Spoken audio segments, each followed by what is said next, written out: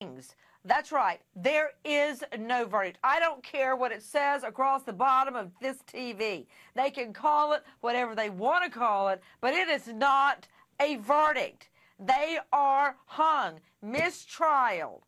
I want to go out to Dave Hall, a very, very dear friend of Travis Alexander. Reaction. Well, Nancy, we're devastated. As you can imagine, we want this to be over as much as anybody.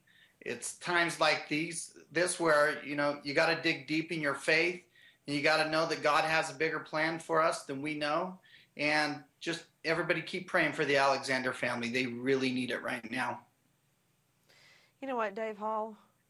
I am so glad that you said that. You are so right, Dave Hall. They need our prayers right now more than they ever did.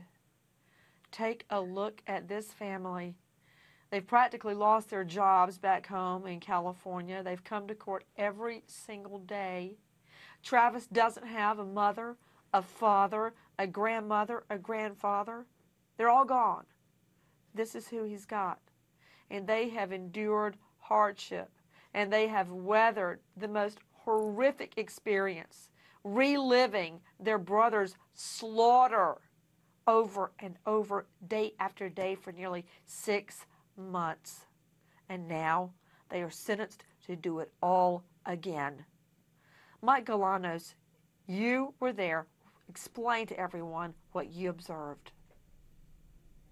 Nancy, the Alexander family was just a few feet in front of me, and while Jennifer Wilmot gave Jodi Arias that smile, the Alexanders, I could hear the sobs. Tanisha, a few feet in front of me. I saw the look on Samantha's face.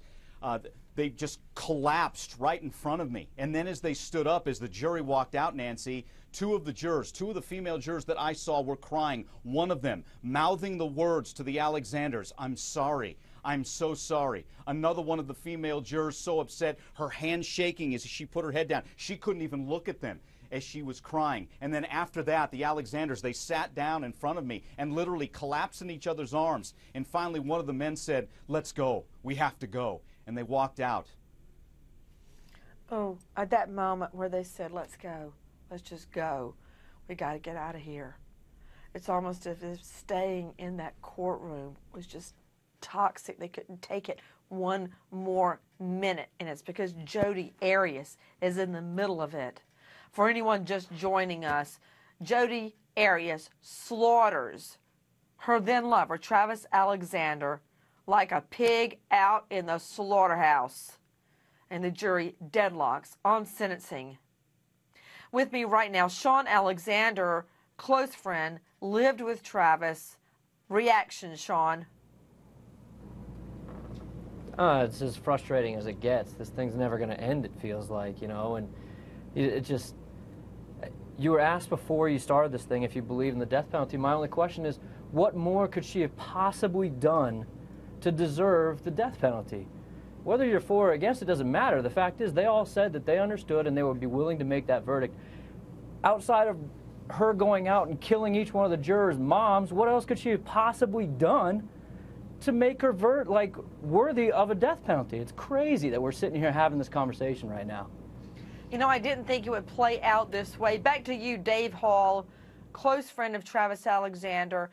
You are saying that the big difficulty is living through it all again for this family.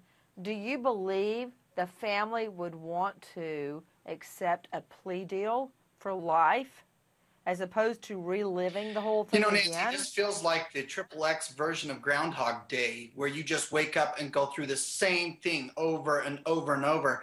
I can't imagine them wanting to do it, but we've come so far. I support their decision 100%. If they tell Juan, let's keep going, then we just need to keep going through it.